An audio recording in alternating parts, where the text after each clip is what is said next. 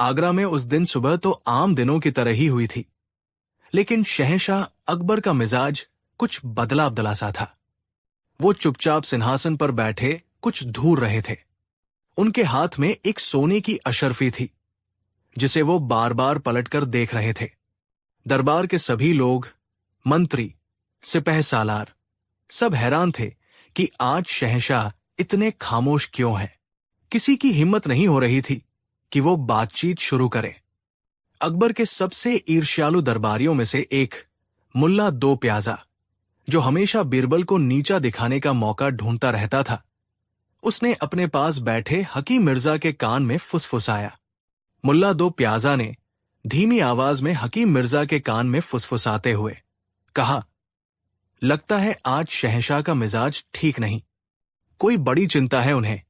हकीम मिर्जा ने कहा, चिंता? अरे नहीं, लगता है आज उनके चहेते बीरबल ने कोई बेवकूफी की है, जिसका खामियाजा अब पूरे दरबार को भुगतना पड़ रहा है। दोनों दबी हुई हंसी हंसते हैं। तभी अकबर की भारी आवाज गूंजती है। अकबर ने अपने हाथ की अशर्फी को देखते हुए गंभीर स्वर में कहा, हम एक बात सोच रहे थे, ये सोना, ये इतना कीमती क्यों है? और ये जमीन पर पड़ी धूल, ये इतनी बेकीमत क्यों है? है तो दोनों ही धरती की देन। एक को पाने के लिए लोग जान दे देते हैं और दूसरी को ठोकर मारकर आगे बढ़ जाते हैं। ऐसा क्यों? दरबार में सन्नाटा छा जाता है। ये एक ऐसा दार्शनिक सवाल था जिसका जवाब किसी के पास नहीं था। सब एक दूसरे का मुंह देखने लगे। एक मंत्री ने हिम्मत करके अदब से झुकते हुए कहा, जहांपनाह, सोना दुर्लभ है, मुश्किल से मिलता है, इसलिए कीमती है। धूल हर जगह है, इसलिए उसकी कोई कीमत नहीं। अकबर ने मंत्री की बात को काटते हुए कहा, तो मतलब कीमत इस बात पर निर्भर करती है कि कोई चीज कितनी आसानी से मिलती है या कितनी मुश्किल से। मुल्ला दो प्याजा ने मौका देखकर आगे आते हुए और झुककर सलाम करते हुए कहा, बिल्कुल जहांपनाह, आपने एकदम सही फरमाया। जो चीज किसी काम की न हो और हर जगह मौजूद हो, वो कौड़ियों के भाव भी नहीं बिक सकती।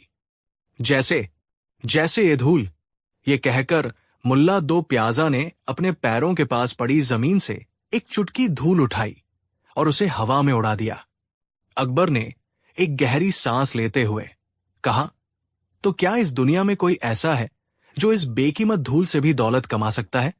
क्या किसी में इतनी अक्ल है कि वो एक मुट्ठी धूल को सोने के सिक्कों में बदल दे? ये सुनते ही मुल्ला दो प्याजा और उसके साथियों के चेहरे पर एक कुटिल मुस्कान तैर गई। उन्हें अपना मौका मिल गया था। मुल्ला दो प्याजा ने विश्वास के साथ बीरबल पर तंज कसते हुए कहा, जहांपनाह, ये तो असंभव है। धूल से कोई कैसे कमा सकता है? ये तो वही बात हुई कि कोई हवा बेचकर अमीर बन जाए। हां, अगर कोई कहता है कि वो ऐसा कर सकता है, तो वो यकीनन दुनिया का सबसे बड़ा धोखेबाज और झूठा इंसान होगा।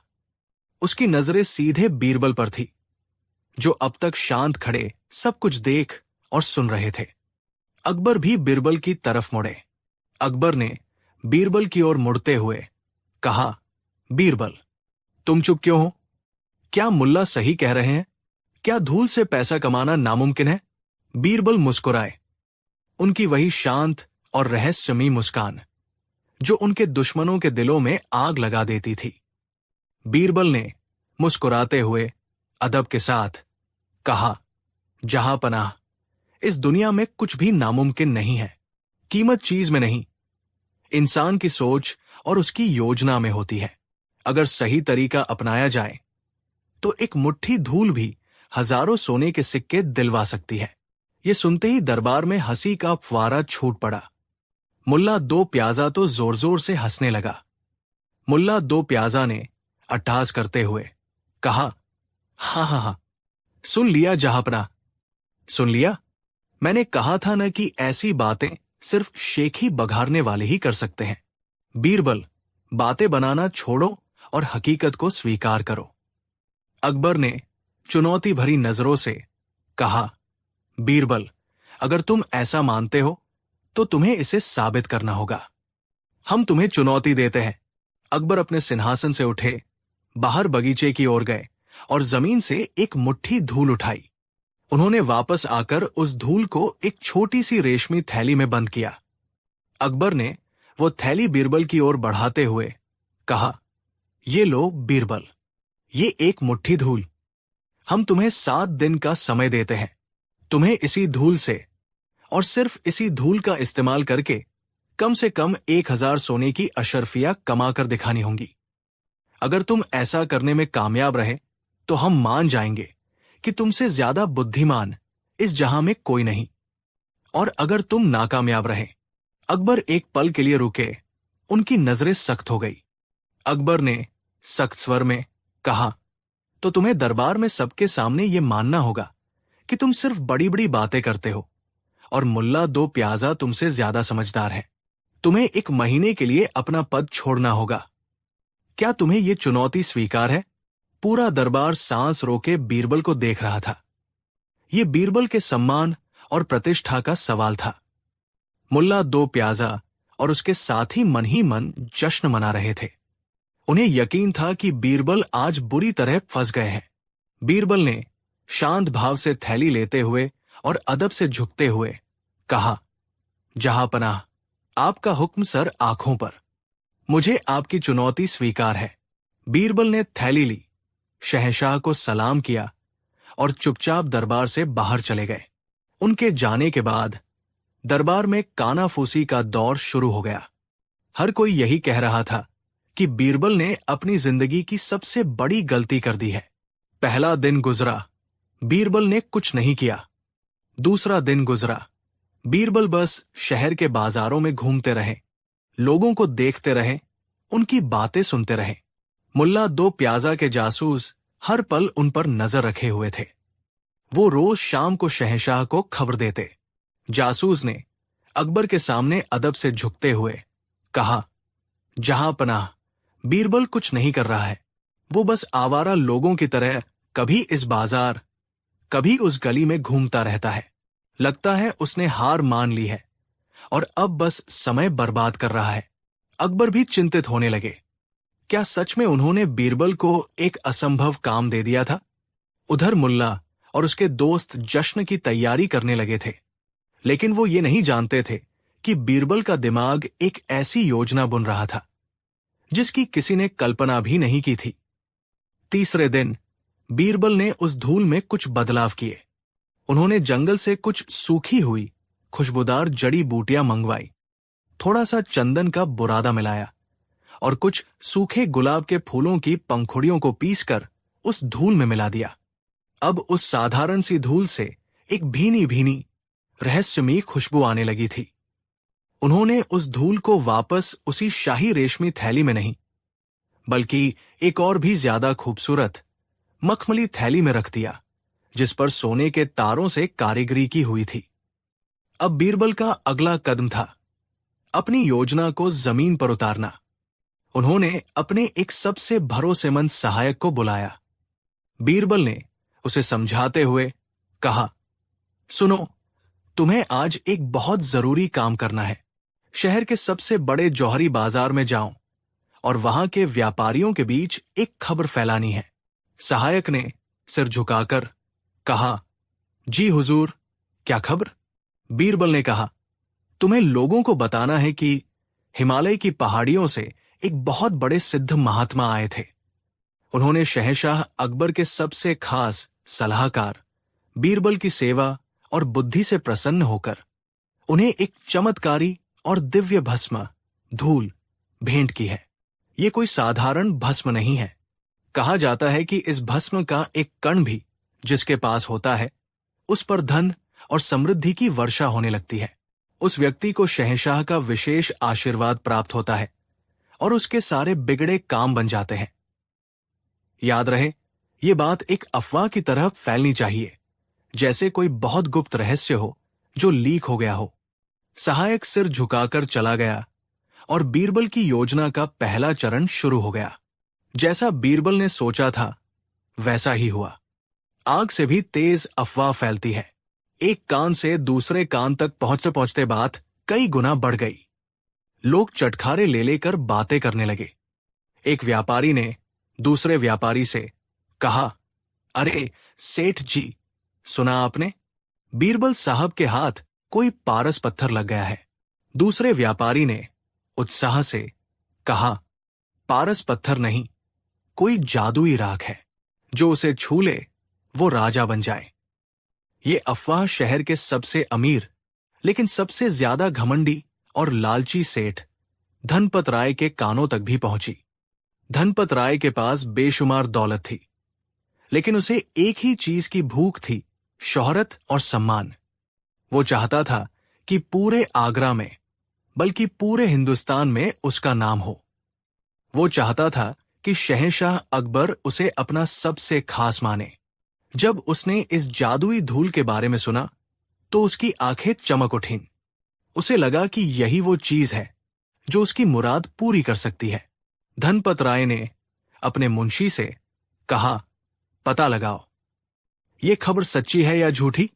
अगर सच्ची है तो वो धूल मुझे चाहिए, चाहे उसकी कोई भी कीमत क्यों न चुकानी पड़े। 5वां दिन। बीरबल जानबूझकर अपनी बग्घी में बैठकर सेठ धनपत राय की हवेली के सामने से गुजरे। उन्होंने हाथ में वो मखमली थैली ऐसे पकड़ रखी थी जैसे वो दुनिया की सबसे कीमती चीज हो। सेठ धनपत राय ने जैसे ही अपनी खिड़की से बीरबल को उस थैली के साथ देखा, वो दौड़कर बाहर आया। धनपत राय ने हाथ जोड़कर बहुत मीठे स्वर में कहा, अरे बीरबल जी, आइए आइए, गरीब खाने पर पधारिए। आज किधर से सूरज निकला? बीरबल ने जानबूझकर अनजान बनते हुए कहा, अरे सेठ जी, आप? बस यूं ही गुजर रहा था, मुझे कुछ जरूरी काम है, फिर कभी आऊंगा। धनपत राय ने रास्ता रोकते हुए कहा, नहीं नहीं, ऐसे कैसे, 2 पल बैठिए, शरबत पीजिए। आपसे जरूरी काम और क्या हो सकता है? बीरबल मन ही मन मुस्कुराए। मछली जाल में फंस रही थी। वो सेठ के साथ उसकी आलीशान हवेली के अंदर चले गए। अंदर जाकर सेठ ने बीरबल की बहुत आवभगत की, फिर घुमा फिराकर असली मुद्दे पर आया। धनपत राय ने बहुत मासूमियत से कहा, बीरबल जी, आजकल शहर में आपके बड़े चर्चे हैं। सुना है किसी महात्मा ने आपको कोई दिव्य वस्तु प्रदान की है। बीरबल ने एक गहरी सांस लेकर कहा, सेठ जी, कुछ बातें पर्दे में ही अच्छी लगती है। वो एक महात्मा का आशीर्वाद है, कोई नुमाइश की चीज नहीं। मैं उसके बारे में बात नहीं करना चाहता। बीरबल की इस ना ने सेठ की उत्सुकता को आग लगा दी। उसे यकीन हो गया कि ये चीज वाकई चमत्कारी है। धनपत राय ने कहा, नहीं नहीं, मैं तो बस ज्ञान के लिए पूछ रहा था। कहते हैं उस दिव्य भस्म से सारे काम बन जाते हैं। बीरबल ने आंखें बंद करके जैसे ध्यान कर रहे हों कहा, सेठ जी, वो भस्म नहीं, वो तो साक्षात किस्मत है, पर वो बिकाऊ नहीं है, वो तो अनमोल है। ये सुनते ही सेठ का लालच और बढ़ गया। धनपत राय ने पैरों में गिरते हुए कहा, बीरबल जी, मुझ पर रहम कीजिए। मेरे पास सब कुछ है, दौलत, शोहरत, लेकिन शहंशाह की नजरों में वो सम्मान नहीं है जिसके मैं सपने देखता हूं। आप मुझे उस दिव्य भस्म में से बस एक चुटकी दे दीजिए, मैं आपको 100 सोने की अशर्फिया दूंगा। बीरबल ने हैरान होने का नाटक करते हुए कहा, तौबा तौबा, सेठ जी, आप इसका मोल लगा रहे हैं। मैंने कहा ना, ये अनमोल है, मैं इसका एक कण भी किसी को नहीं दे सकता। बीरबल उठकर जाने लगे। सेठ घबरा गया। धनपत राय ने कहा, रुकिए रुकिए, 100 नहीं, 500 अशर्फिया। बीरबल ने रुककर उदास चेहरा बनाकर कहा, सेठ जी, आप मेरी मजबूरी नहीं समझ रहे, ये मेरे गुरु का अपमान होगा, मुझे क्षमा करें। बीरबल ने जैसे ही दरवाजे की ओर कदम बढ़ाए, सेठ धनपत राय लगभग उनके पैरों में लेट गया। उसे लगा कि ये मौका हाथ से निकल गया तो फिर कभी नहीं आएगा। धनपत राय ने लगभग चीखते हुए कहा, 1000 सोने की अशर्फिया। बस एक चुटकी के लिए।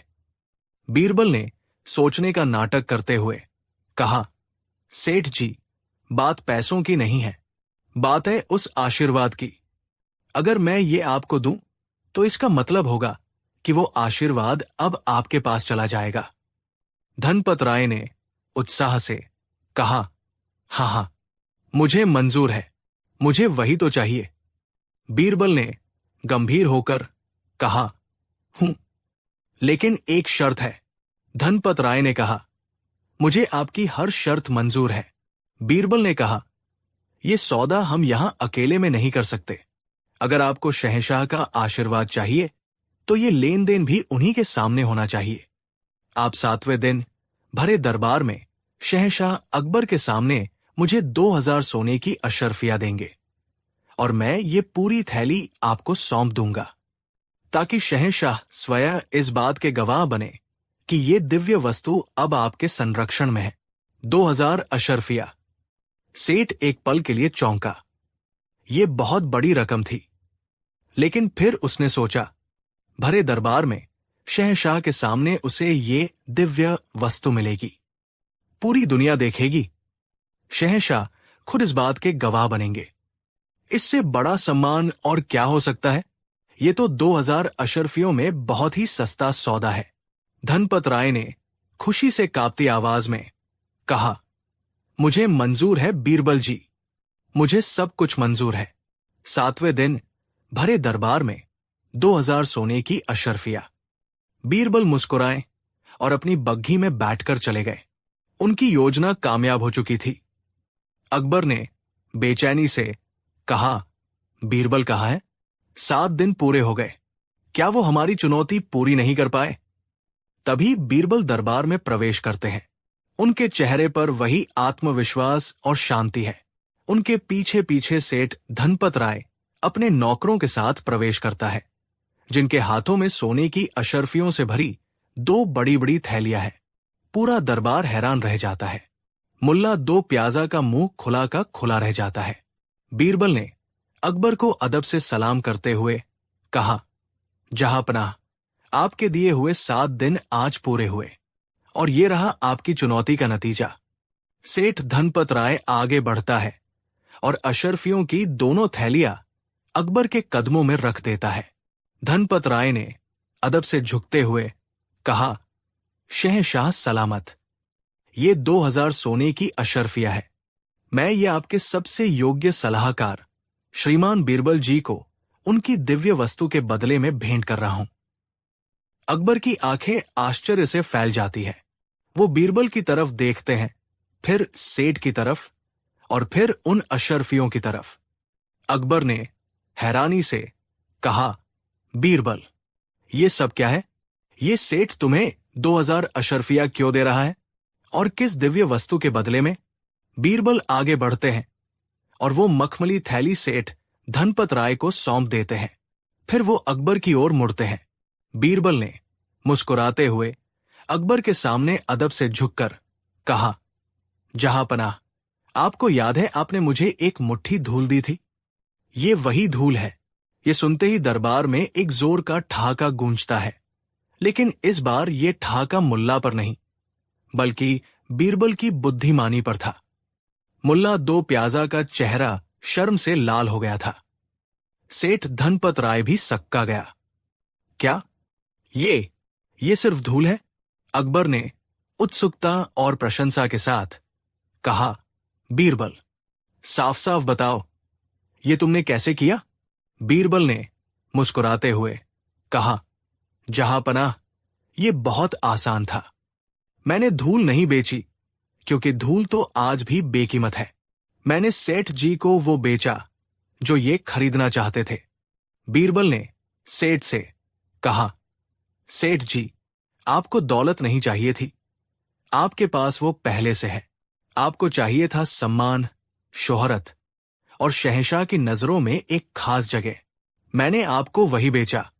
मैंने एक कहानी बेची, एक जादुई धूल की कहानी। मैंने एक विश्वास बेचा कि इस धूल से आपकी किस्मत बदल जाएगी। मैंने एक सपना बेचा कि भरे दरबार में शहंशाह के सामने आपको ये वस्तु मिलेगी। और आपका नाम अमर हो जाएगा। बताइए सेठ जी, क्या आपको वो नहीं मिला जो आप चाहते थे? सेठ धनपत राय चुप थे। बात तो सच थी। उन्हें धूल नहीं, शोहरत चाहिए थी, और वो उन्हें मिल गई थी। भरे दरबार में शहंशाह के सामने उनका जिक्र हो रहा था। इससे ज्यादा वो और क्या चाहते? उन्होंने धीरे से सिर हिलाया। बीरबल ने वापस अकबर की ओर मुड़ते हुए और अदब से झुकते हुए कहा, जहांपनाह, कीमत किसी चीज में नहीं होती, हमारी सोच में होती है। इंसान सोना नहीं खरीदता, वो सोने से जुड़ी सुरक्षा, अमीरी का एहसास और सामाजिक प्रतिष्ठा खरीदता है। मैंने भी बस सेठ जी की इसी इच्छा का इस्तेमाल किया। ये 2000 अशरफिया धूल की कीमत नहीं, बल्कि सेठ जी के सपने और उनकी प्रतिष्ठा की कीमत है। अकबर ने हंसते हुए कहा, वाह बीरबल, वाह! मान गए। तुमसे ज्यादा बुद्धिमान और हाजिर जवाब इस पूरी कायनात में कोई नहीं है। तुमने आज साबित कर दिया कि अक्ल से पत्थर को भी सोना बनाया जा सकता है। अकबर ने सिंहासन से उठकर बीरबल को गले लगा लिया। मुल्ला दो प्याजा और उसके साथी शर्मिंदगी से सिर झुकाए खड़े थे। अकबर ने सेठ धनपत राय से कहा, सेठ धनपत राय, तुम चिंता मत करो। तुमने ये अशरफिया बीरबल की बुद्धि के सम्मान में दी है। आज से तुम भी हमारे खास लोगों में गिने जाओगे। सेठ का चेहरा खिल उठा। उसे अपनी 2000 अशरफियों से कहीं ज्यादा कीमती चीज मिल गई थी। तो दोस्तों, ये थी कहानी एक मुट्ठी धूल की, जिसे बीरबल ने अपनी अक्ल से 2000 अशरफियों में बेच दिया। इस कहानी से हमें एक बहुत बड़ी सीख मिलती है। दुनिया में कोई भी चीज छोटी या बेकार नहीं होती। सही मार्केटिंग, सही कहानी और इंसान की साइकोलॉजिया को समझने की कला किसी भी साधारण सी चीज को असाधारण बना सकती है। कीमत हमेशा चीज की नहीं, उसके पीछे की सोच और कहानी की होती है। आपको हमारी ये कहानी कैसी लगी? क्या आप बीरबल की इस चतुराई से सहमत हैं? हमें नीचे कमेंट्स में जरूर बताइएगा। और अगर आप भविष्य में भी ऐसी ही रोचक और ज्ञानवर्धक कहानियां सुनना चाहते हैं, तो हमारे चैनल को सब्सक्राइब करना न भूलें। कहानी 2। ये कहानी है आगरा के पास बसे एक छोटे से गांव रामपुर की। इस गांव की हवा में सादगी थी, मिट्टी में मेहनत की खुशबू थी और लोगों के दिलों में एक दूसरे के लिए अपनापन। इसी गांव में एक गरीब लकड़हारा रहता था, जिसका नाम था दीनू। दीनू के पास धन दौलत के नाम पर कुछ नहीं था, सिवाय एक पुरानी कुल्हाड़ी, एक छोटी सी झोपड़ी और उसकी पत्नी पार्वती के। लेकिन उसके पास एक ऐसी चीज थी जो बड़े बड़े अमीरों के पास भी नहीं होती, ईमानदारी। दीनू अपनी गरीबी से परेशान तो था, लेकिन उसने कभी अपने उसूलों से समझौता नहीं किया। एक शाम जब दीनू जंगल से लकड़ियां काटकर लौट रहा था, तो उसकी नजर जमीन पर पड़ी एक चीज पर पड़ी। सूरज की आखिरी किरणें उस चीज पर पड़कर चमक रही थी। वो मखमल का एक भारी बटुआ था, जिसके किनारों पर सोने के धागों से कारीगरी की गई थी। दीनू ने उसे उठाया। बटुआ इतना भारी था कि दीनू का दिल जोर जोर से धड़कने लगा। उसने कांपते हुए हाथों से बटुए का मुंह खोला और उसकी आंखें फटी की फटी रह गई। बटुआ सोने की अशर्फियों से खचाखच भरा हुआ था। 1, 2, 10, 20। उसने गिनने की कोशिश की, पर इतनी अशर्फिया उसने अपनी पूरी जिंदगी में नहीं देखी थी। हे भगवान, इतनी दौलत! इससे तो मेरी 7 पुश्तों की गरीबी दूर हो जाएगी। पार्वती के लिए नई साड़ी, मां के इलाज के लिए दवा, एक पक्का घर। मेरे सारे सपने पूरे हो सकते हैं। एक पल के लिए उसके मन में लालच का एक काला बादल उमड़ा। उसने इधर उधर देखा, दूर दूर तक कोई नहीं था। वह चाहता तो चुपचाप बटुआ लेकर घर जा सकता था और किसी को कानों कान खबर न होती। लेकिन तभी उसे अपने पिता की सिखाई हुई बातें याद आई। बेटा, इंसान की असली दौलत उसका ईमान होता है। एक बार ईमान चला गया तो दुनिया की कोई दौलत उसे वापस नहीं खरीद सकती। दीनू ने एक गहरी सांस ली। लालच का बादल छंट चुका था। उसने फैसला कर लिया, ये बटुआ जिसका भी है उसे बहुत दुख हो रहा होगा। मुझे इसे उसके असली मालिक तक पहुंचाना ही होगा। उसने बटुए को अपनी फटी हुई धोती में अच्छी तरह लपेटा और गांव की ओर चल पड़ा। गांव पहुंचकर उसने लोगों से पूछना शुरू किया, किसी का कोई बटुआ तो नहीं खोया? एक सब्जी वाले ने कहा, अरे दीनू, आज सुबह गांव के सबसे बड़े साहूकार लाला धनीराम बड़े परेशान घूम रहे थे। कह रहे थे कि उनका कीमती बटुआ कहीं गिर गया है। लाला धनीराम का नाम सुनते ही दीनू का चेहरा थोड़ा उतर गया। धनीराम पूरे इलाके में अपनी कंजूसी और लालच के लिए बदनाम था। वो गरीबों को ऊंचे ब्याज पर कर्ज देता और फिर उनकी जमीन जायदाद हड़प लेता था। लेकिन दीनू ने सोचा, मालिक चाहे कैसा भी हो, अमानत तो अमानत है। दीनू हिम्मत करके धनीराम की आलीशान हवेली पर पहुंचा। दरबान ने उसे उसकी फटी हालत देखकर अंदर जाने से रोक दिया। कहाँ घुसा चला रहा है? ये कोई धर्मशाला नहीं है, दरबान गरजा। दीनू ने विनम्रता से कहा, मुझे लाला जी से मिलना है, उनका कुछ सामान मुझे मिला है। ये सुनकर दरबान उसे अंदर ले गया। अंदर का नजारा देखकर दीनू की आंखें चौंधिया गई। चारों तरफ कीमती कालीन, बड़े बड़े झूमर और मखमली गद्दे लगे थे। लाला धनीराम एक बड़े से तकिए के सहारे बैठा हुक्का गुड़गुड़ा रहा था। दीनू को देखकर उसने नाक सिकोड़ी। क्या काम है? मेरे पास तुम जैसे भिखारियों के लिए वत नहीं है। दीनू ने अपनी धोती से बटुआ निकाला और उसके सामने रख दिया। लाला जी, ये बटुआ मुझे जंगल के रास्ते में मिला था। सुना है ये आपका है। बटुआ देखते ही धनीराम की आंखों में एक अजीब सी चमक आ गई। उसने झपटकर बटुआ उठाया और उसे खोलकर देखने लगा। उसके चेहरे पर राहत के भाव थे। वो अशर्फिया गिनने लगा। दीनू चुपचाप खड़ा था। उसे लगा कि लाला जी अब खुश होकर उसे कुछ इनाम देंगे।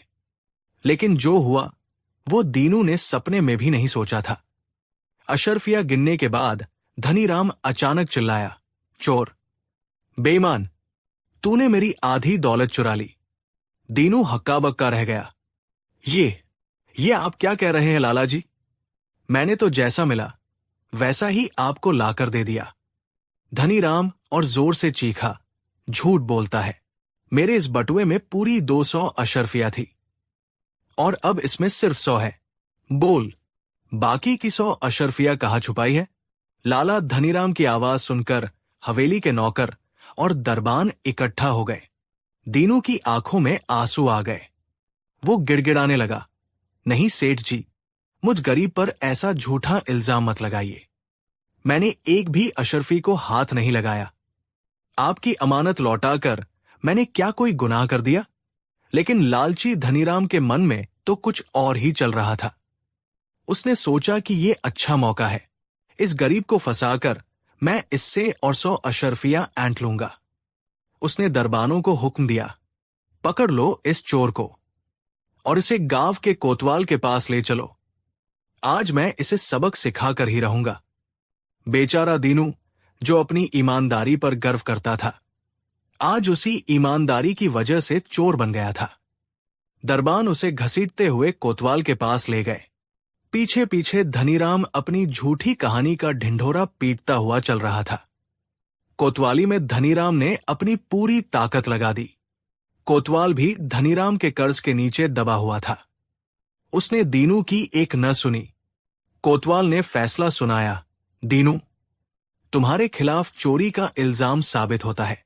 या तो तुम लाला जी की बाकी की 100 अशर्फिया लौटा दो, वरना तुम्हें 10 साल के लिए कारागार में डाल दिया जाएगा। ये सुनकर दीनू के पैरों तले जमीन खिसक गई। 100 अशर्फिया। उसने अपनी पूरी जिंदगी में 100 कांसे के सिक्के भी एक साथ नहीं देखे थे।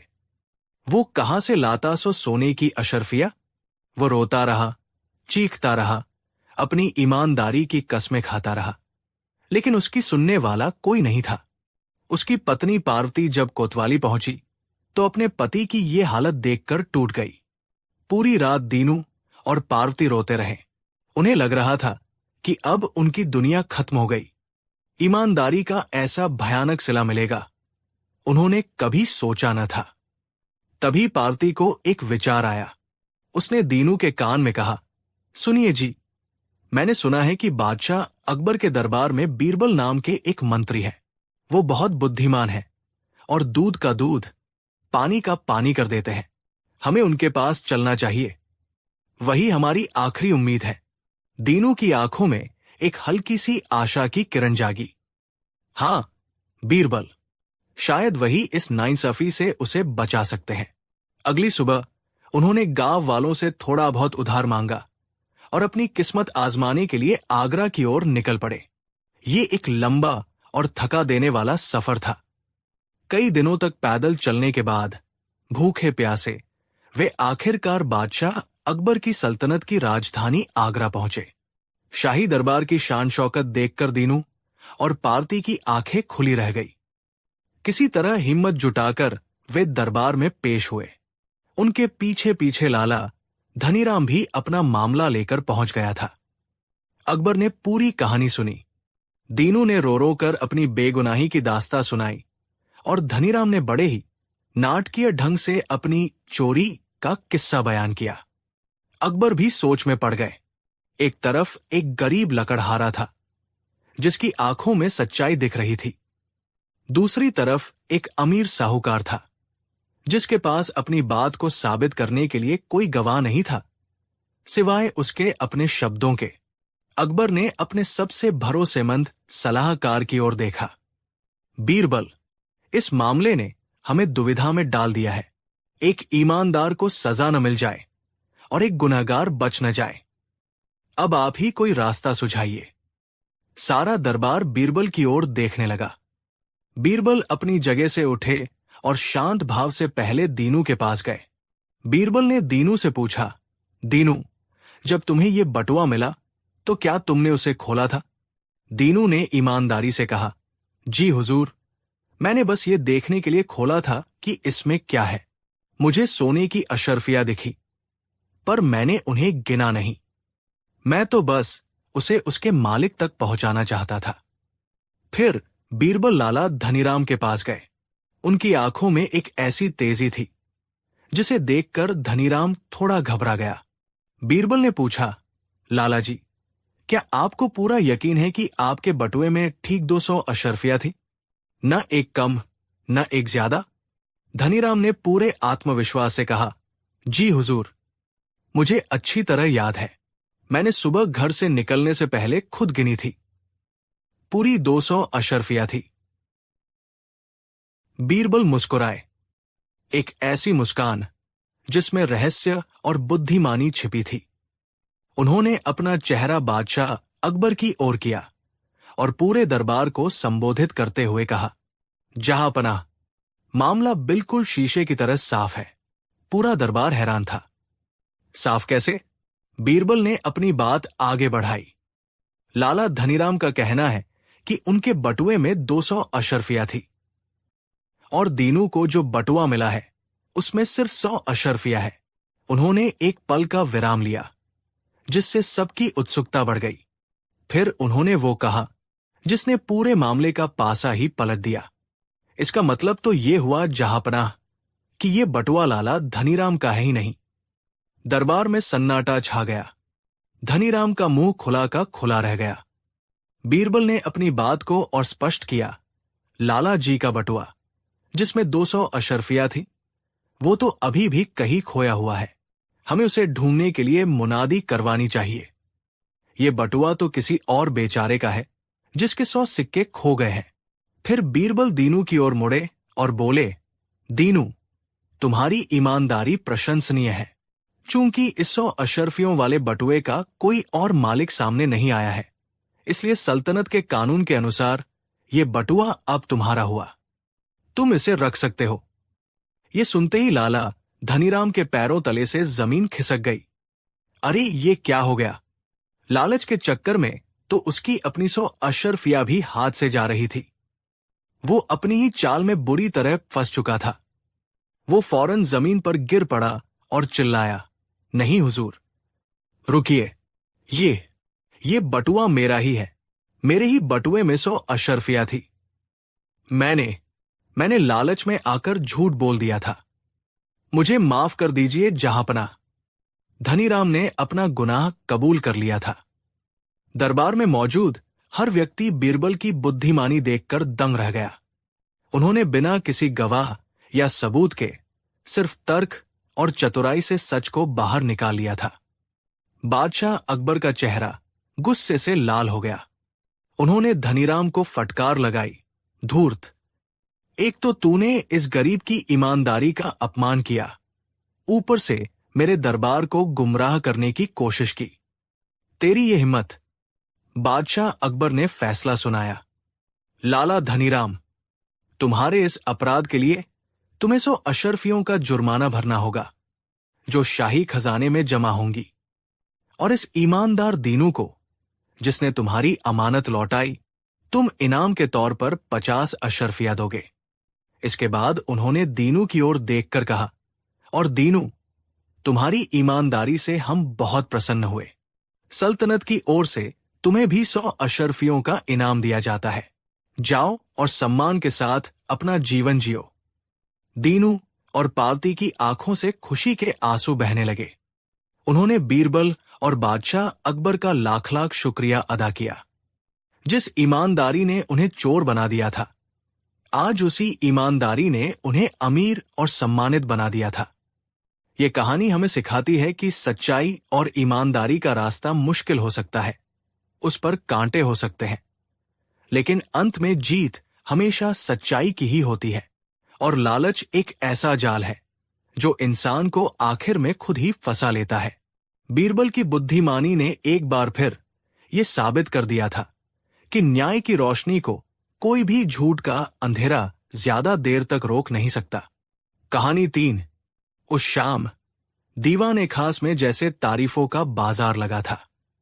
शहंशाह ने हाल ही में एक पड़ोसी राज्य के साथ बिना जंग लड़े सिर्फ अपनी सूझबूझ से एक संधि की थी, जिससे सल्तनत को बड़ा फायदा हुआ था। इसी बात पर दरबारी अपनी वफादारी और शहंशाह की महानता का सबूत देने में एक दूसरे से होड़ लगा रहे थे। एक मंत्री ने अदब से झुकते हुए कहा, जहांपनाह, आपकी बुद्धिमानी का लोहा तो आज पूरी दुनिया मान गई।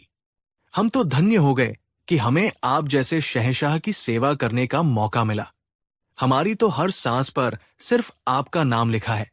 एक सिपह सालार ने अपनी तलवार पर हाथ रखकर कहा, हुजूर, इस जिस्म में जब तक लहू का एक भी कतरा है, वो सिर्फ आपके लिए बहेगा। आप हुक्म तो कीजिए, हम अपनी जान आपके कदमों में बिछा देंगे। शहंशाह अकबर ये सब सुनकर गर्व से फूले नहीं समा रहे थे। वो अपनी प्रजा और दरबारियों के इस प्रेम को देखकर भावुक हो रहे थे। उनकी नजर बीरबल पर पड़ी, जो हमेशा की तरह एक कोने में चुपचाप खड़े सब कुछ देख रहे थे और मंद मंद मुस्कुरा रहे थे। उनकी मुस्कुराहट में प्रशंसा कम और रहस्य ज्यादा था। अकबर ने बीरबल से मुखातिब होकर कहा, बीरबल, तुम चुप क्यों हो? क्या तुम्हें हमारे इन वफादार साथियों की बातें सुनकर खुशी नहीं हुई? देखो, ये सब हमसे कितनी मोहब्बत करते हैं। ये हमारी ताकत है। बीरबल ने आगे आकर अदब से झुकते हुए कहा, जहांपनाह, इसमें कोई शक नहीं कि ये सब आपकी सल्तनत के मजबूत स्तंभ है और आपकी शान में कहे गए इनके शब्द सोने की तरह कीमती है।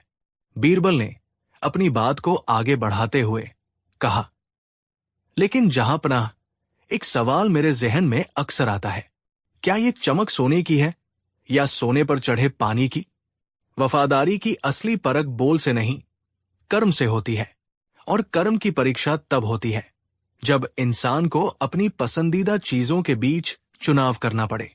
अकबर ने थोड़े सख्त स्वर में कहा, बीरबल, तुम कहना क्या चाहते हो? क्या तुम्हें हमारे इन जानिसार साथियों की वफादारी पर शक है? ये वो लोग हैं जो हमारे एक इशारे पर आग के दरिया में कूद सकते हैं। बीरबल ने शांत भाव से कहा, जहांपनाह, मैं किसी पर शक नहीं कर रहा। मैं तो बस एक हकीकत बयान कर रहा हूं।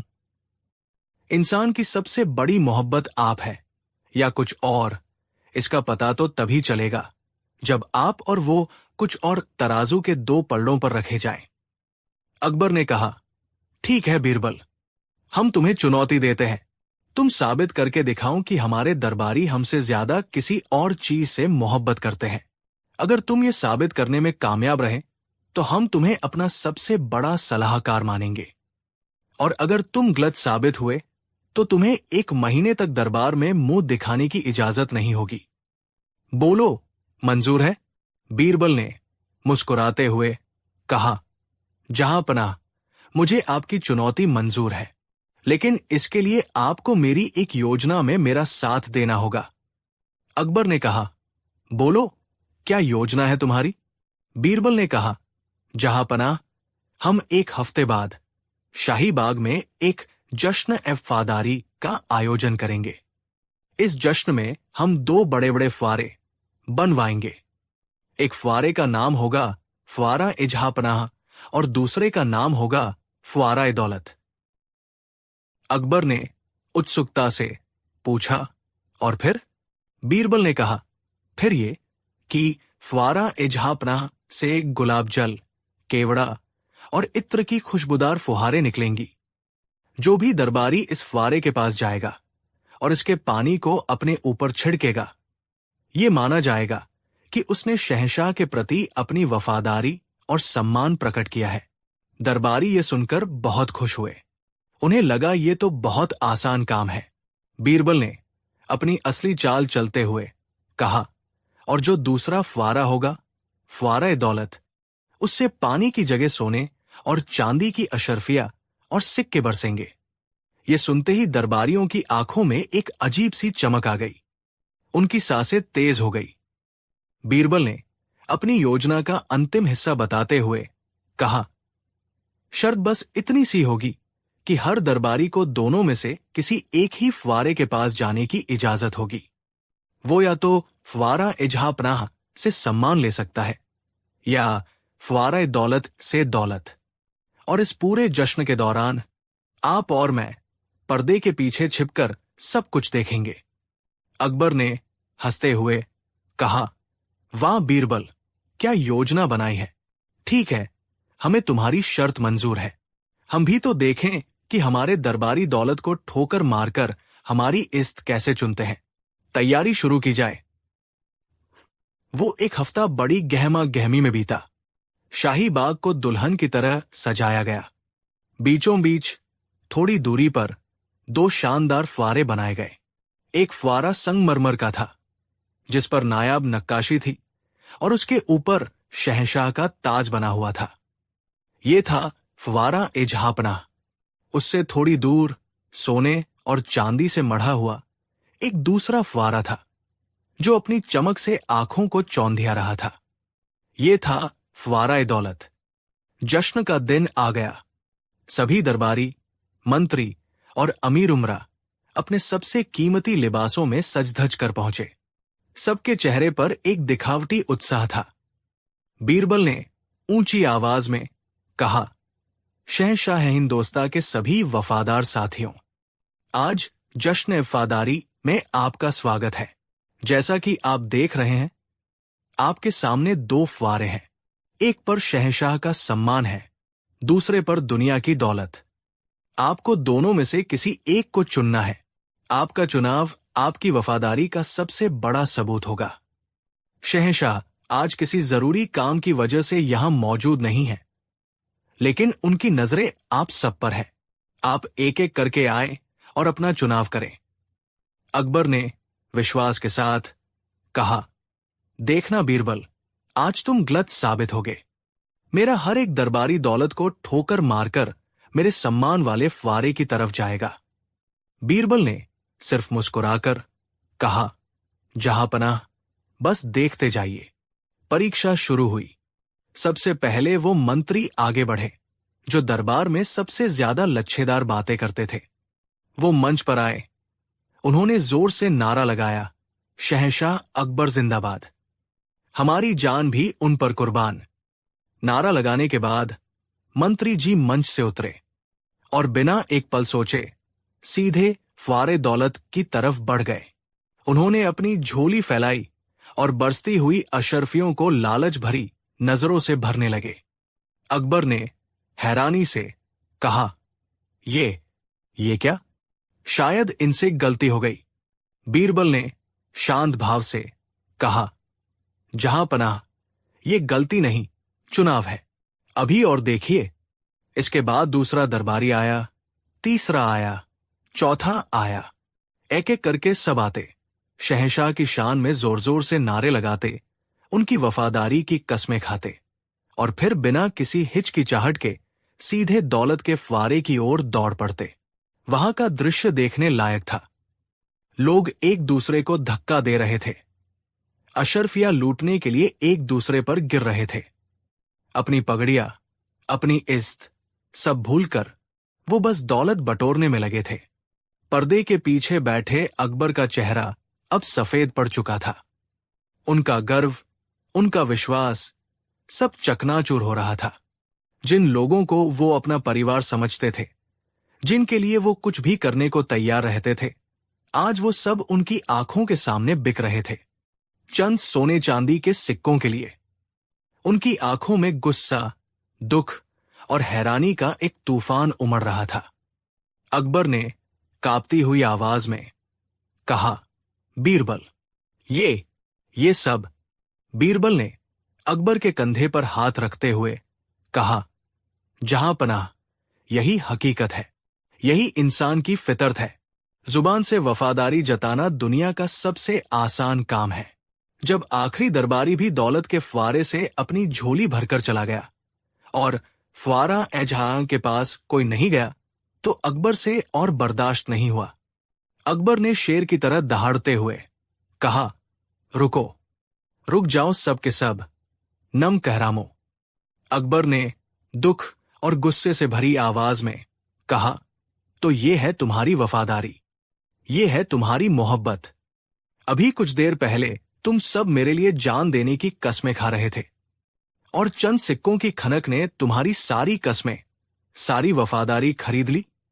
एक मंत्री ने हिम्मत करके कहा, माफी जहांपनाह, हम तो ये दौलत भी आपके ही कदमों में डालने के लिए जमा कर रहे थे। अकबर ने जोर से हंसते हुए एक व्यंग्यात्मक हंसी कहा, वाह, क्या बहाना है, मेरे ही कदमों में डालने के लिए। तो फिर मेरे सम्मान के फुवारे की तरफ किसी ने देखा तक क्यों नहीं? क्या मेरी इज्जत इन सिक्कों से भी सस्ती हो गई थी? जवाब दो। बीरबल ने आगे बढ़कर कहा, जहांपनाह, इन्हें कुछ मत कहिए, इसमें इनकी कोई गलती नहीं है। ये तो बस वही कर रहे हैं जो इनकी फितरत है। बीरबल ने उन दरबारियों की ओर मुड़कर कहा, तुम लोगों ने आज शहंशाह को नहीं, खुद को धोखा दिया है। तुमने अपनी आत्मा का सौदा किया है। दौलत आज है, कल नहीं रहेगी, लेकिन एक बादशाह का विश्वास एक बार टूट जाए तो दोबारा हासिल नहीं होता। बीरबल ने वापस अकबर की ओर मुड़कर कहा, जहांपनाह, मैंने आपसे कहा था कि मैं ये साबित कर दूंगा। ये लोग आपके नहीं, आपकी कुर्सी और उससे मिलने वाली दौलत के सगे हैं।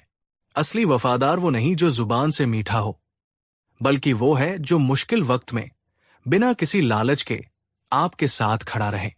आज आपने अपनी आंखों से देख लिया कि आपके असली शुभचिंतक कौन है और चापलूस कौन। शहंशाह अकबर ने एक गहरी, दुख भरी सांस ली। आज उनका दिल टूट गया था, लेकिन उनकी आंखें खुल गई थी। उन्होंने बीरबल की तरफ देखा और उनकी आंखों में अब बीरबल के लिए सम्मान और भी ज्यादा बढ़ गया था। उस दिन के बाद अकबर के दरबार का रंग ढंग ही बदल गया। शहंशाह ने चापलूसों को पहचानना और उनसे दूरी बनाना सीख लिया था। उन्हें यह कड़वा सच समझ आ गया था कि भीड़ अक्सर मतलब की होती है। असली साथी तो वो गिने चुने लोग ही होते हैं जो आपके पद को नहीं, आपको सम्मान देते हैं। ये कहानी हमें एक बहुत बड़ी सीख देती है। इंसान की असली पहचान उसके शब्दों से नहीं, उसके चुनावों से होती है। जब आपके सामने सिद्धांत और स्वार्थ के बीच चुनने का मौका आए, तो आप जो चुनते हैं वही आपका असली चरित्र होता है। आपको बीरबल की ये परीक्षा कैसी लगी? क्या आज के जमाने में भी ऐसे ही प्रयोग की जरूरत है? अपनी राय हमें नीचे कमेंट्स में जरूर बताइए। कहानी 4, ये कहानी है अकबर के दरबार के 3 ऐसे दरबारियों की जो खुद को दुनिया का सबसे चतुर और बुद्धिमान इंसान समझते थे।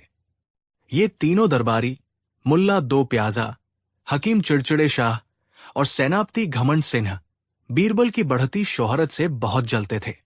उन्हें लगता था कि बादशाह अकबर बीरबल को जरूरत से ज्यादा तवज्जो देते हैं। वे हमेशा मौके की तलाश में रहते थे कि कैसे बीरबल को नीचा दिखाया जाए। एक दिन जब दरबार लगा हुआ था, बादशाह अकबर किसी बात पर बहुत प्रसन्न थे। उन्होंने बीरबल की बुद्धिमानी की खूब तारीफ की। अकबर, वाह बीरबल, तुम्हारी सूझबूझ का कोई जवाब नहीं।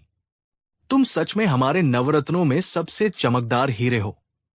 यह सुनकर उन तीनों दरबारियों के सीने पर सांप लौट गया। मुल्ला दो प्याजा से रहा नहीं गया। वो आगे आया और बोला, मुल्ला दो प्याजा, गुस्ताखी माप जहांपना, लेकिन आप हमेशा बीरबल की ही तारीफ करते हैं। क्या इस दरबार में और कोई बुद्धिमान नहीं है? हम भी सल्तनत की सेवा में दिन रात एक करते हैं। हमारी भी बुद्धि बीरबल से किसी मामले में कम नहीं है। हकीम चिड़चिड़े शाह ने भी हां में हां मिलाई। बिल्कुल हुजूर, अक्ल कोई बीरबल की जागीर तो है नहीं। हम भी बड़े बड़े मसले चुटकियों में हल कर सकते हैं।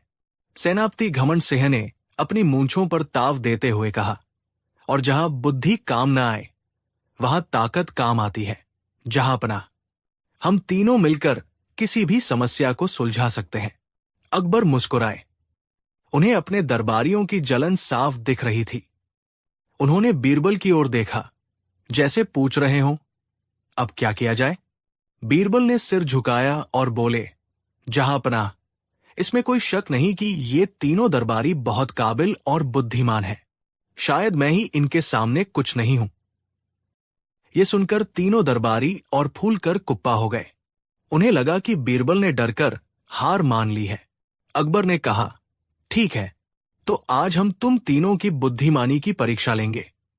अगर तुम लोग इस परीक्षा में पास हो गए तो हम तुम्हें बीरबल से भी ऊंचा पद और सम्मान देंगे। तीनों की आंखें चमक उठीं। हमें मंजूर है जहांपना, आप बस हुक्म दीजिए। अकबर ने बीरबल से कहा, बीरबल, तुम ही कोई ऐसी परीक्षा तैयार करो जिससे इनकी बुद्धि का सही आकलन हो सके। बीरबल मुस्कुराए, जो हुक्म मेरे आका, लेकिन मेरी एक शर्त है। मैं इन तीनों महानुभावों को 3 अलग अलग काम दूंगा। इन्हें ये काम अकेले ही करने होंगे और कल शाम तक पूरा करके दरबार में पेश होना होगा। तीनों ने तुरंत शर्त मान ली। उन्हें लगा कि अकेले काम करना तो और भी आसान होगा। बीरबल ने उन तीनों को दरबार के एक शांत कोने में बुलाया। उन्होंने अपनी कमर से 3 छोटी छोटी, एक जैसी दिखने वाली मखमली पोटलियां निकाली। बीरबल ने पहली पोटली मुल्ला दो प्याजा को दी और उनके कान में फुसफुसाकर कहा, मुल्ला जी, आप तो सबसे ज्ञानी हैं। आपके लिए एक बहुत ही नाजुक काम है। इस पोटली में आग है। आपको इसे कल शाम तक ऐसे ही सुरक्षित रखना है। ध्यान रहे, ये बुझनी नहीं चाहिए और न ही किसी को इसका पता चलना चाहिए। मुल्ला जी ने हंसकर पोटली ले ली। आग को रखना? अरे ये भी कोई काम है। मैं तो आग पैदा कर सकता हूं। उन्होंने सोचा। फिर बीरबल ने दूसरी पोटली हकीम चिड़चिड़े शाह को दी। उनके कान में कहा, हकीम साहब, आप तो हर मर्ज की दवा जानते हैं। इस पोटली में धूप है। आपको इसे पकड़ कर रखना है। ये गायब नहीं होनी चाहिए। कल शाम इसे ऐसे ही दरबार में लाना है। हकीम साहब ने भी पोटली ले ली। धूप को पकड़ना बाएं हाथ का खेल है। उन्होंने मन में सोचा। आखिर में बीरबल सेनापति घमंड सिन्हा के पास गए और तीसरी पोटली उन्हें देते हुए कहा, सेनापति जी, आप तो सबसे बलवान हैं। आपके लिए सबसे मुश्किल काम है। इस पोटली में हवा है। आपको इसे बंद करके रखना है। एक कतरा भी बाहर नहीं निकलना चाहिए। सेनापति ने अपनी छाती फुलाकर पोटली पकड़ ली। हवा को कैद करना? मेरी मुट्ठी में तो तूफानों को कैद करने की ताकत है। तीनों दरबारी अपनी अपनी पोटलियां लेकर बड़े आत्मविश्वास के साथ चले गए। उन्हें लग रहा था कि बीरबल ने उन्हें बच्चों वाले काम देकर उनका अपमान किया है। वे कल बीरबल को उसकी औकात दिखा देंगे। पहला मूर्ख, मुल्ला दो प्याजा और आग। मुल्ला दो प्याजा अपनी हवेली पहुंचे। उन्होंने सोचा, पोटली में आग को कैसे रखूं? अगर सीधे अंगारा रखा तो पोटली जल जाएगी। उन्होंने दिमाग लगाया। वो बाजार गए और एक छोटा सा मिट्टी का मटका खरीद कर लाए। उन्होंने उसमें कुछ कोयले रखे और उन्हें सुलगा दिया। फिर उस सुलगते हुए मटके को मखमली पोटली के अंदर रख दिया। वाह, क्या तरकीब है! उन्होंने अपनी पीठ थपथपाई। लेकिन कुछ ही देर में पोटली गर्म होने लगी। मखमली कपड़ा जलने लगा और उसमें से धुआं निकलने लगा। मुल्ला जी घबरा गए। उन्होंने जल्दी से मटका बाहर निकाला। पोटली में एक बड़ा सा छेद हो चुका था। हे भगवान, अब क्या करूं? उन्होंने सोचा। पूरी रात वो जागते रहे। कभी वो फूंकनी से कोयले को हवा करते तो कभी उसमें घी डालते ताकि वो बुझ न जाए। सुबह तक आग को जलाए रखने के चक्कर में उनका पूरा चेहरा काला हो चुका था और उनकी कीमती मखमली पोटली जगह जगह से जलकर एक बदसूरत चिथड़ा बन चुकी थी। दूसरा मूर्ख, हकीम चिड़चिड़े शाह और धूप। हकीम साहब अपने घर पहुंचे। उन्होंने पोटली खोली तो वो खाली थी। अरे, बीरबल ने मुझे धोखा दिया। इसमें तो धूप ही नहीं, वो चिल्लाए। फिर उन्हें याद आया, बीरबल ने कहा था, इसमें धूप है, इसे पकड़ कर रखना है। उन्होंने दिमाग दौड़ाया। धूप तो बाहर आंगन में है, मैं उसे पकड़कर इस पोटली में भर लूंगा। वो आंगन में गए और पोटली खोलकर धूप के नीचे रख दी। आजा, आजा मेरी प्यारी धूप, इस पोटली में आजा। वो बच्चों की तरह धूप को बुलाने लगे। जब धूप पोटली में नहीं आई तो उन्होंने अपने हाथों से धूप की किरणों को समेटकर पोटली में भरने की मूर्खतापूर्ण कोशिश की। घंटों तक वो यही करते रहे। पड़ोसी उन्हें देखकर हंस रहे थे। आखिर में थकहार कर उन्होंने एक तरकीब सोची। उन्होंने एक बड़ा सा आईना लिया और धूप की रोशनी को उस पर केंद्रित करके पोटली के अंदर चमकाने लगे।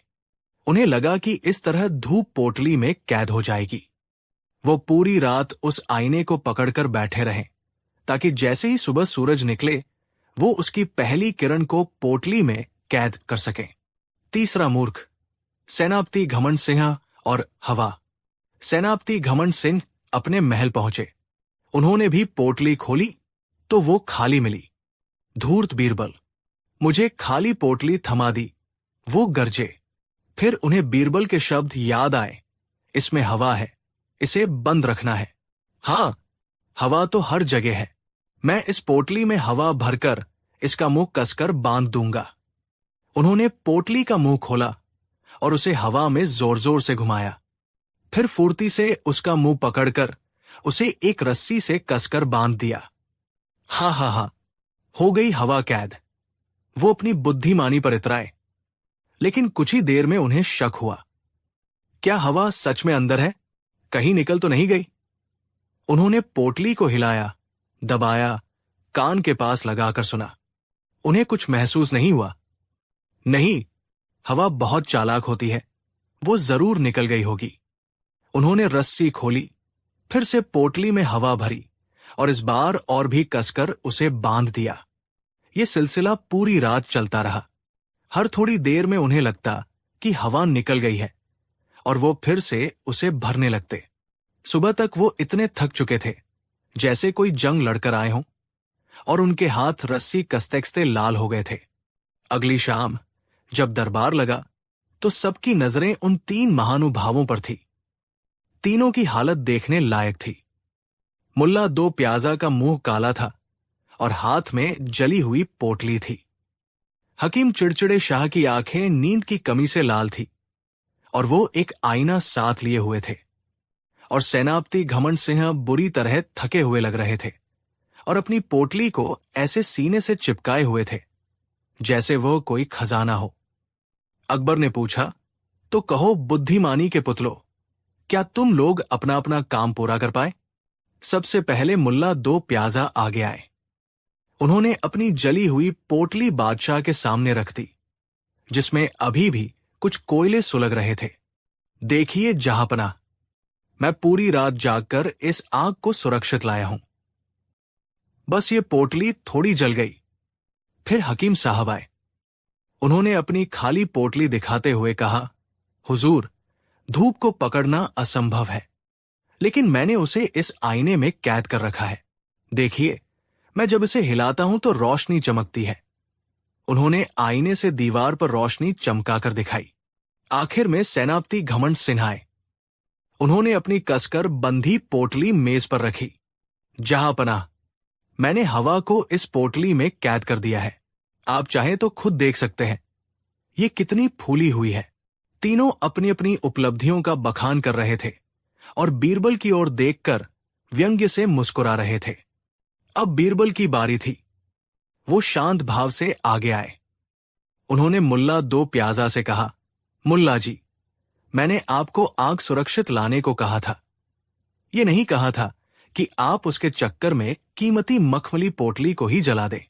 आप चाहते तो बाजार से एक लालटेन खरीद लाते, उसमें दिया जलता रहता और पोटली भी सुरक्षित रहती।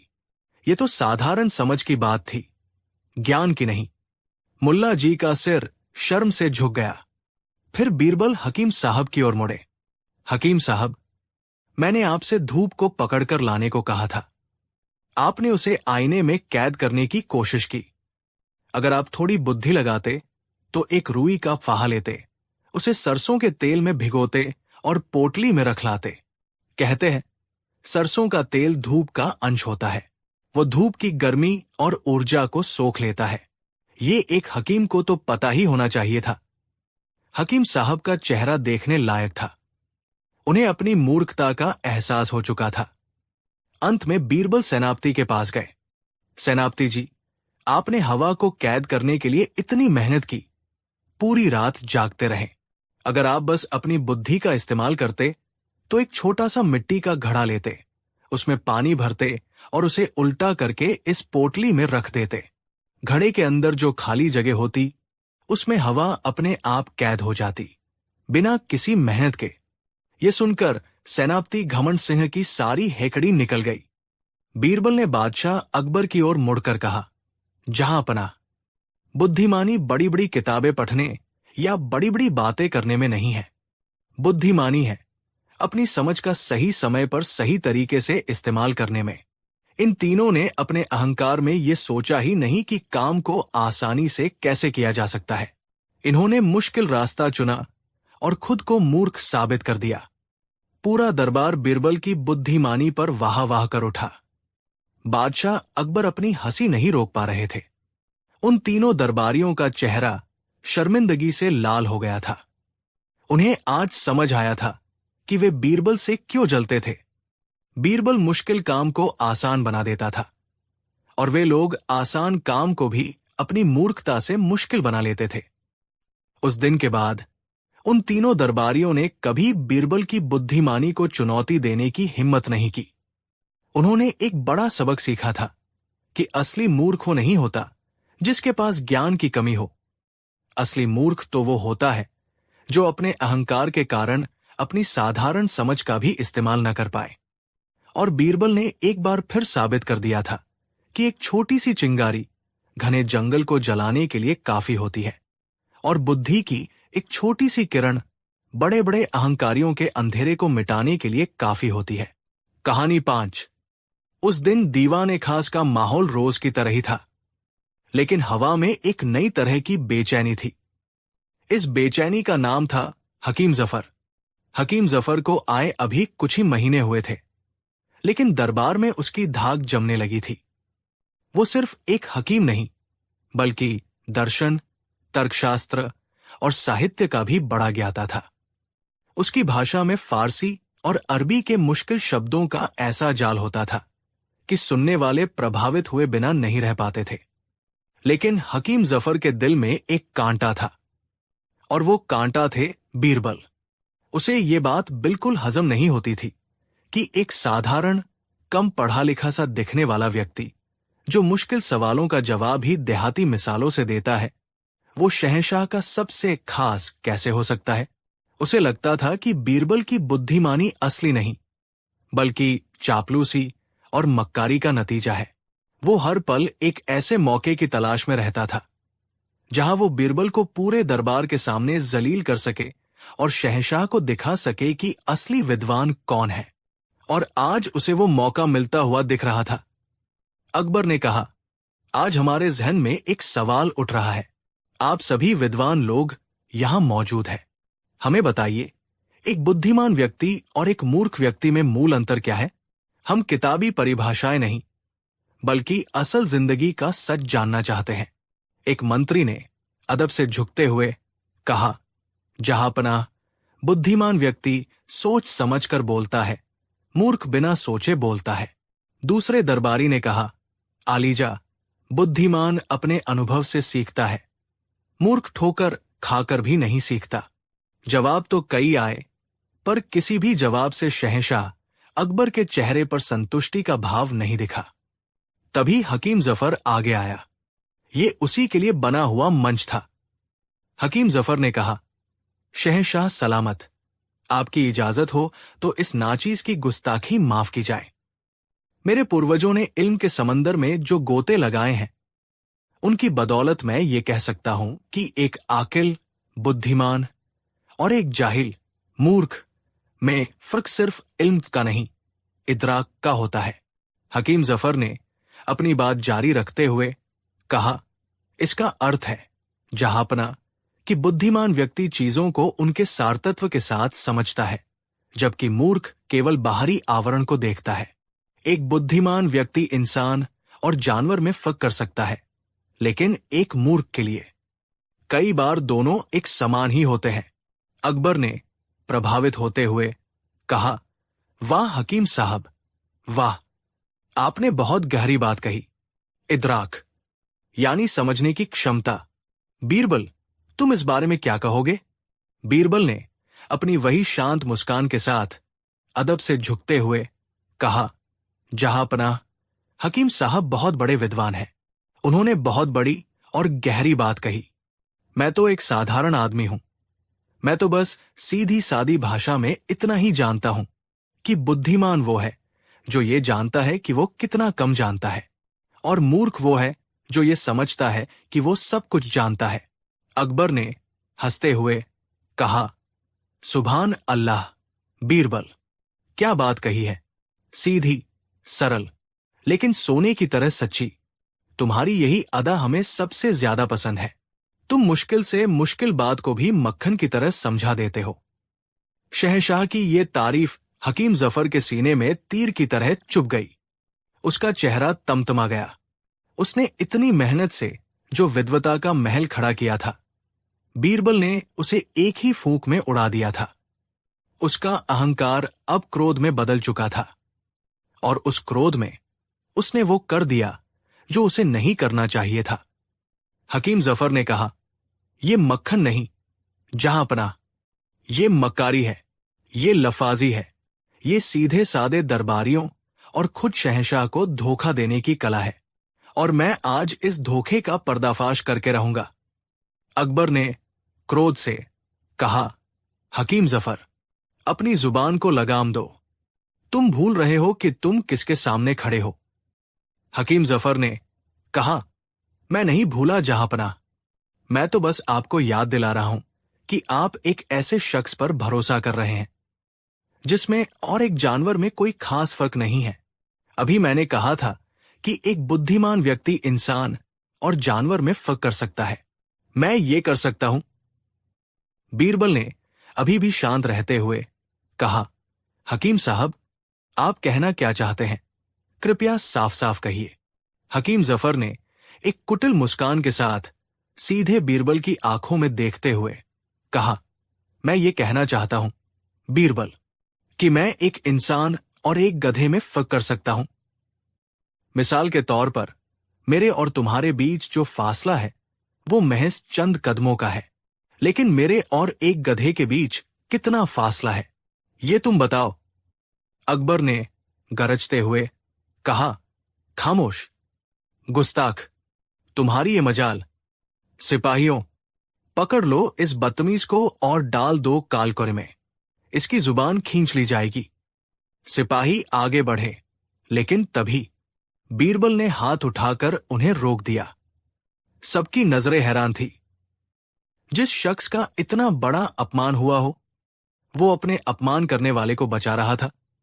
बीरबल ने अकबर के सामने अदब से झुकते हुए कहा, ठहर जाइए, जहां अपना, इन्हें छोड़ दीजिए। हकीम साहब आपके मेहमान हैं, एक बड़े विद्वान हैं।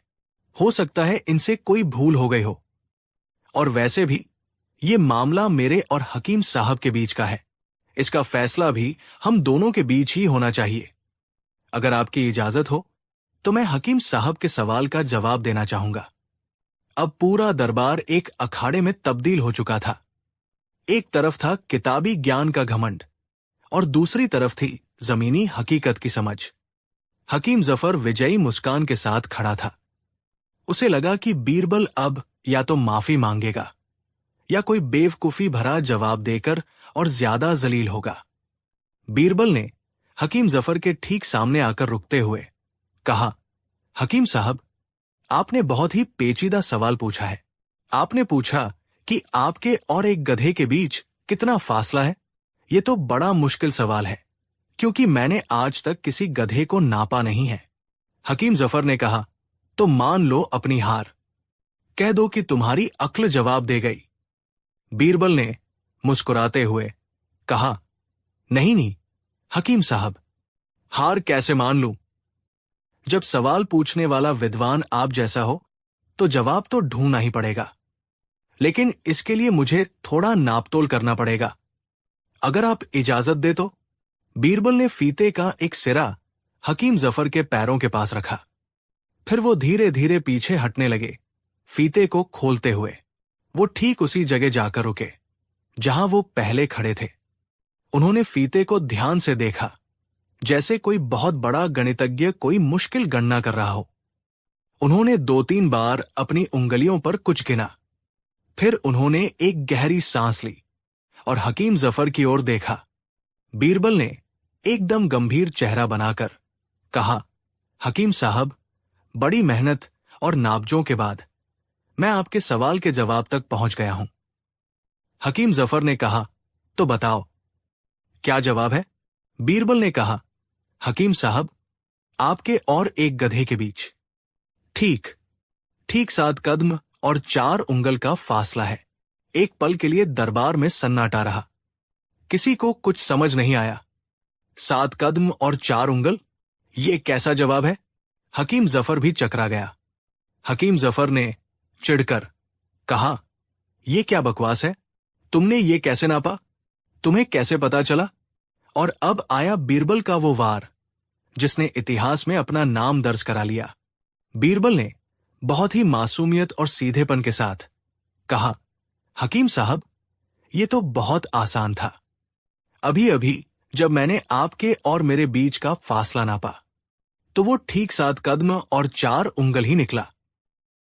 1, 2, 3, और जैसे ही दरबारियों को इस जवाब का असली मतलब समझ में आया, पूरा का पूरा दीवाने खास ठहाकों से गूंज उठा। ये हंसी नहीं थी, ये एक सैलाब था। मंत्री हंस रहे थे, सिपाही हंस रहे थे, और सबसे जोर से हंस रहे थे शहंशाह अकबर। वो हंसते हंसते अपने सिंहासन पर दोहरे हो गए। हकीम जफर का चेहरा सफेद पड़ गया। उसे काटो तो खून नहीं। बीरबल ने उसी के शब्दों, उसी की मिसाल को उसी के खिलाफ इस्तेमाल कर लिया था। बीरबल ने यह नहीं कहा कि जफर गधा है। उन्होंने तो बस ये कहा कि जफर और उनके बीच की दूरी उतनी ही है जितनी जफर और एक गधे के बीच की दूरी होनी चाहिए। बिना गधा शब्द का इस्तेमाल किए बीरबल ने जफर को पूरे दरबार के सामने गधा साबित कर दिया था। जफर का घमंड, उसका सारा ज्ञान, उसकी सारी विद्वता एक पल में चकनाचूर हो गई थी। वो अपमान से कांप रहा था। उसके मुंह से एक शब्द नहीं निकल रहा था। हंसी का दौर थमा तो अकबर ने अपने आंसू पोंछे। वो बीरबल की तरफ प्रशंसा और गर्व से देख रहे थे। अकबर ने अभी भी हंसते हुए कहा, बीरबल, आज तुमने साबित कर दिया कि असली इद्राक किसे कहते हैं। असली बुद्धि किताबी ज्ञान की मोहताज नहीं होती। वो तो हाजिर जवाबी और सही समय पर सही शब्द का इस्तेमाल करने में बसती है। तुमने आज अपने दुश्मन को उसी के हथियार से मात दी है, और वो भी बिना अपनी गरिमा खोए। अकबर ने हकीम जफर की तरफ देखा, जिसका सिर शर्म से झुका हुआ था।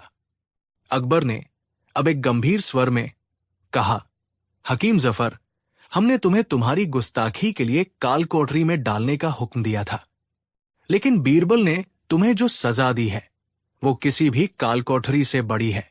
ये भरी सभा में मिला अपमान तुम्हें जिंदगी भर याद रहेगा। यही तुम्हारी सजा है। याद रखना, ज्ञान विनम्रता के लिए होता है, अहंकार के लिए नहीं। तुम दरबार में रह सकते हो, लेकिन उम्मीद है कि आज के बाद तुम बीरबल की ही नहीं बल्कि किसी भी इंसान की इज्जत करना सीख जाओगे। उदास स्माइली। तो दोस्तों, ये थी कहानी बुद्धि की उस जीत की जो बिना तलवार उठाए लड़ी गई। बीरबल ने हमें सिखाया कि जब कोई आप पर कीचड़ उछाले तो जरूरी नहीं कि आप भी उस पर पत्थर फेंके। कभी कभी शांत रहकर, मुस्कुराकर और सामने वाले की बातों को उसके खिलाफ इस्तेमाल करके भी आप उसे ऐसा जवाब दे सकते हैं जो उसे जिंदगी भर याद रहे। अपमान का जवाब अपमान से देना कमजोरी की निशानी है, लेकिन अपमान को अपनी बुद्धि से जीत में बदल देना ही असली बहादुरी है। आपको बीरबल का ये लाजवाब जवाब कैसा लगा? क्या आपने अपनी जिंदगी में कभी ऐसी स्थिति का सामना किया है? हमें नीचे कमेंट्स में जरूर बताइए। और अगर आपको ये कहानी पसंद आई तो इस वीडियो को लाइक करना, अपने दोस्तों के साथ शेयर करना और हमारे चैनल को सब्सक्राइब करना बिल्कुल न भूलें। कहानी 6, आगरा की सुनहरी सुबह थी। शहंशाह अकबर का भव्य दरबार अपनी पूरी शानो शौकत के साथ लगा हुआ था। रेशमी पर्दों से छनकर आती सूरज की किरणें दरबार में जड़े कीमती पत्थरों पर पड़कर एक इंद्रधनुषी छटा बिखेर रही थी। माहौल गंभीर था, क्योंकि शहंशाह आज किसी गहरे विचार में डूबे हुए थे। उन्होंने अपने नवरत्नों पर एक नजर डाली और फिर अपनी भारी गूंजती हुई आवाज में एक सवाल उछाला, जो किसी तीर की तरह हवा में तैर गया। बीरबल, उन्होंने कहा, और आप सब बुद्धिमान दरबारी भी सुने। मेरा एक सवाल है, इस दुनिया में ऐसा कौन सा व्यक्ति है जो न घर का होता है न घाट का? यह सवाल एक साधारण कहावत थी जिसे हर कोई जानता था, लेकिन शहंशाह के मुंह से निकलकर यह एक गूढ़ पहेली बन गई थी। दरबार में एक पल के लिए खामोशी छा गई। फिर दरबारियों ने अपनी अपनी बुद्धि के घोड़े दौड़ाने शुरू कर दिए।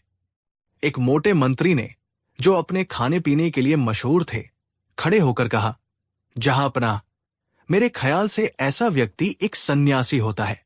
वो घर परिवार त्याग देता है और घाट यानी समाज से भी उसका कोई लेना देना नहीं रहता।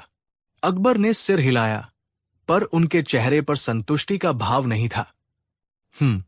और कोई?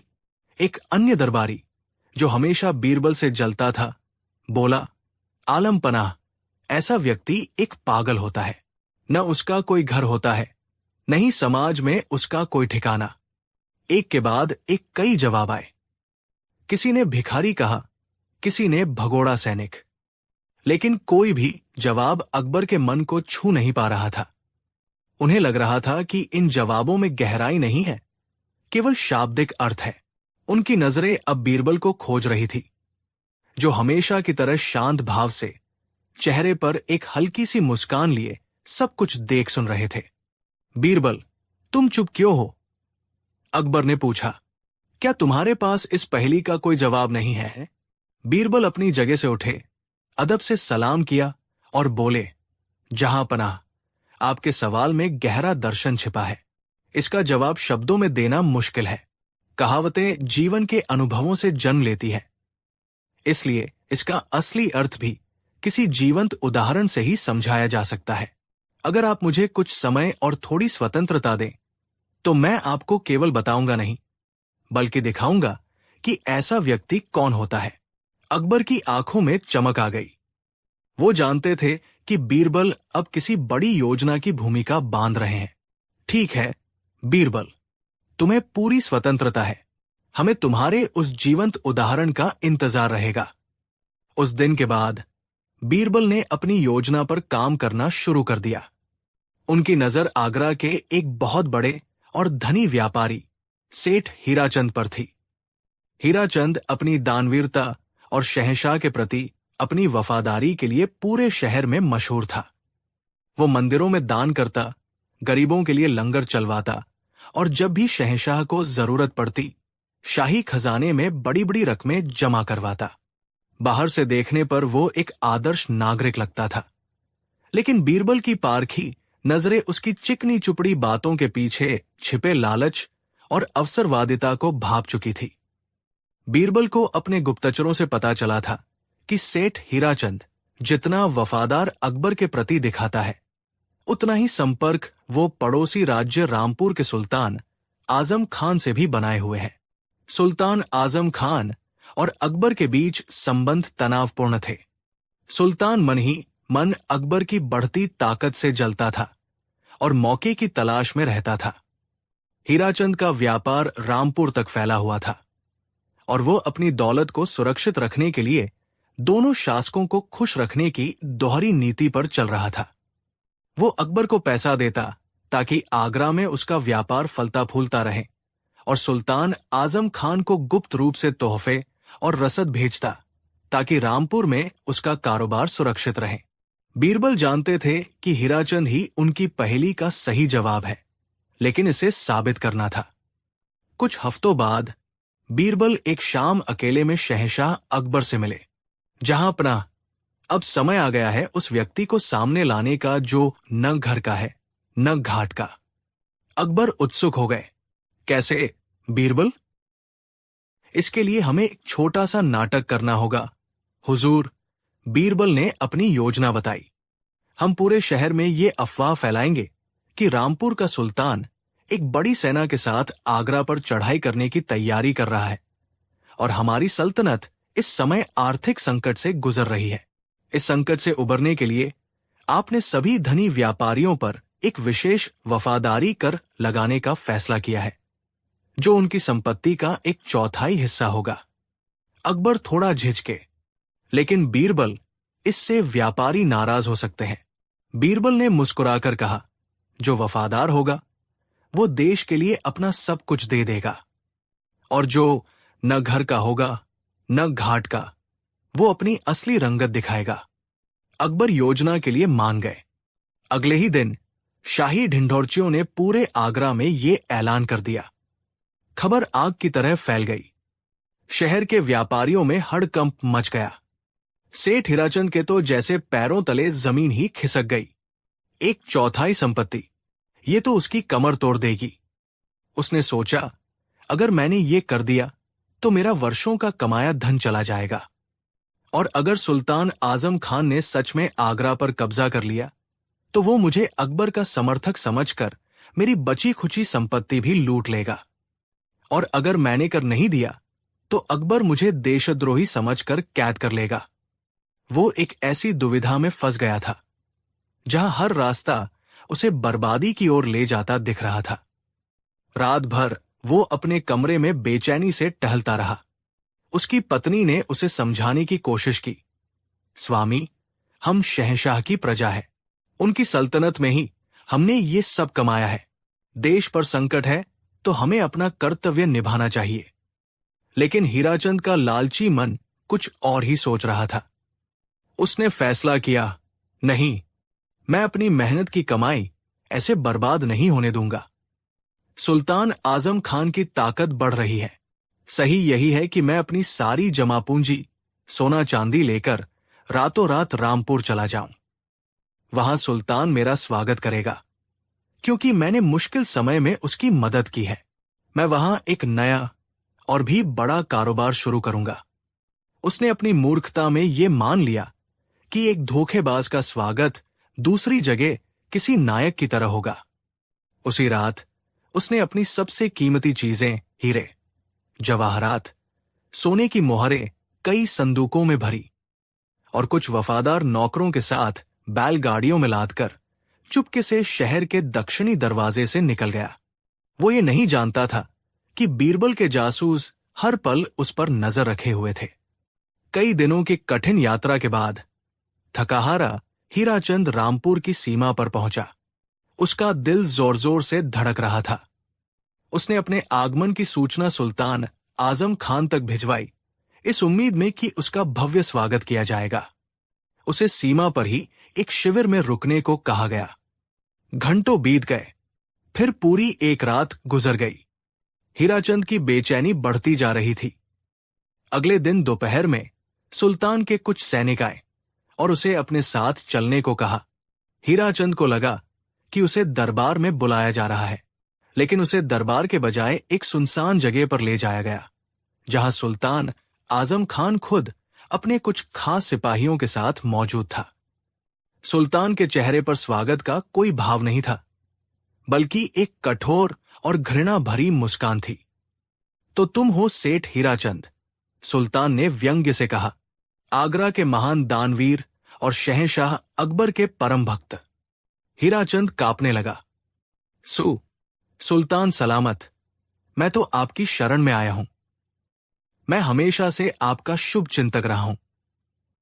देखिए, मैं अपनी सारी दौलत आपके कदमों में डालने के लिए ले आया हूं।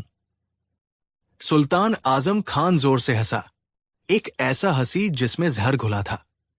उसने अपने हाथ में एक पत्र लहराया। तुम्हारे यहां पहुंचने से पहले मेरे पास शहंशाह अकबर के सलाहकार बीरबल का यह संदेश पहुंच गया था। हीराचंद की आंखें भय से फैल गई। सुल्तान ने पत्र पढ़ना शुरू किया।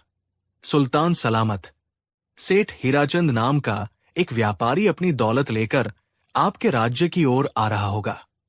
वो खुद को आपका सबसे बड़ा हितैषी बताएगा, लेकिन याद रखिएगा, जो व्यक्ति उस जमीन का सगा नहीं हुआ, जिसने उसे पाला पोसा, जो उस बादशाह का वफादार नहीं हुआ, जिसने उसे सम्मान और सुरक्षा दी, वो आपका सगा कभी नहीं हो सकता।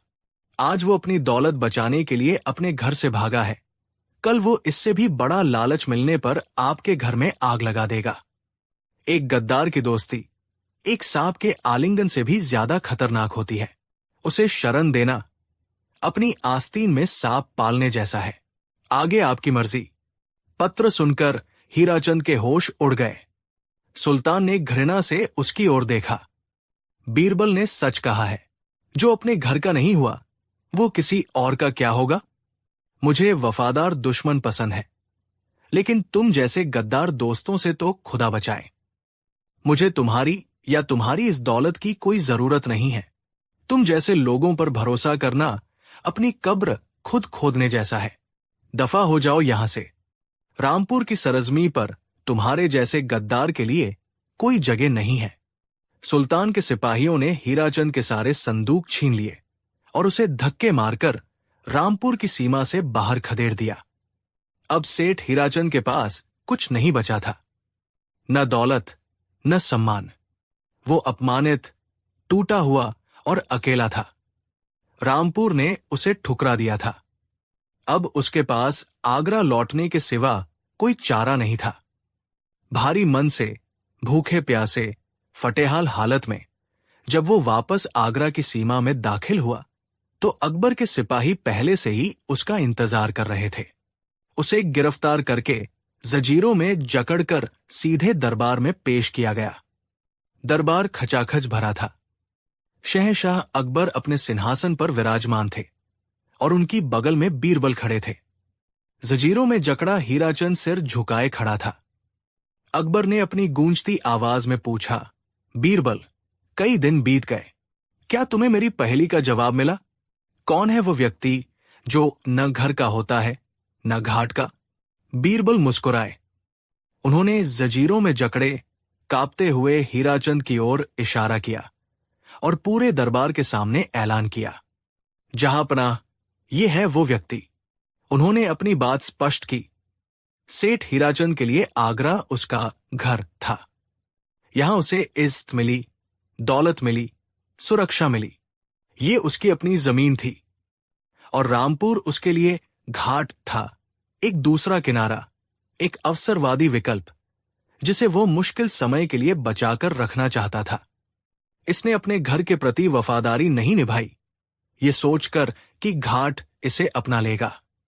लेकिन जब घर ने इसे गद्दार समझा, तो घाट ने भी इसे अपनाने से इनकार कर दिया, क्योंकि कोई भी एक धोखेबाज पर भरोसा नहीं करता। आज ये न तो आगरा का एक सम्मानित नागरिक है और न ही रामपुर का मेहमान। ये सचमुच न घर का रहा, न घाट का। पूरा दरबार बीरबल की बुद्धिमत्ता और इस जीवंत उदाहरण को देखकर दंग रह गया। सब समझ गए कि इस कहावत का असली मतलब क्या है। ये उस व्यक्ति के बारे में है जो अपनी निष्ठा और ईमानदारी को दांव पर लगाता है, जो दो नावों में एक साथ पैर रखने की कोशिश करता है और अंत में डूब जाता है। शहंशाह अकबर अपनी गद्दी से उठे। उन्होंने कहा, बीरबल, तुमने एक बार फिर साबित कर दिया कि अनुभव का ज्ञान किताबों के ज्ञान से कहीं बड़ा होता है।